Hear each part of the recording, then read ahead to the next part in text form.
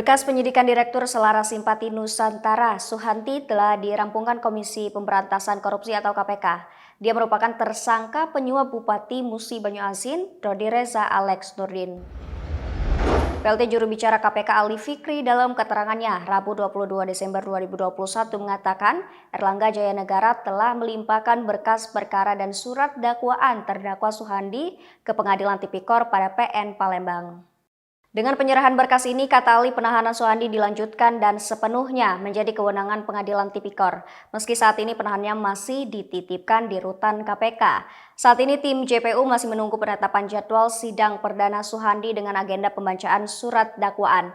Adapun Suhandi didakwa dengan pasal 5 ayat 1 huruf A, Undang-Undang Tipikor JO pasal 65 ayat 1 KUHP atau pasal 13 Undang-Undang Tipikor JO pasal 64 ayat 1 KUHP. Dalam kasusnya, Suhandi diduga memberikan suap kepada Dodi Reza Alex Nurdin terkait pengurusan proyek infrastruktur.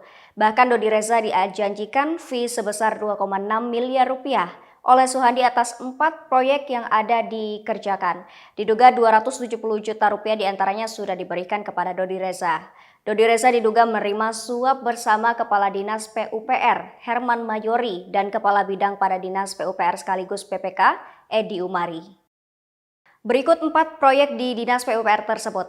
1. Rehabilitasi daerah irigasi Ngulak 3 di Desa Ngulak 3, Kecamatan Sanga dengan nilai kontrak 2,39 miliar rupiah. Kedua, peningkatan jaringan irigasi di Epwil dengan nilai kontrak 4,3 miliar rupiah. Dan ketiga, peningkatan jaringan irigasi di Muara Teladan dengan nilai kontrak 3,3 miliar rupiah.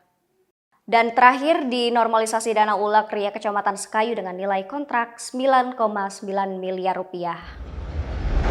Dengan total komitmen fee yang akan diduga diterima oleh Dodi Reza Alex Nurdin dari SOH dari 4 proyek dimaksud sejumlah sekitar 2,6 miliar rupiah.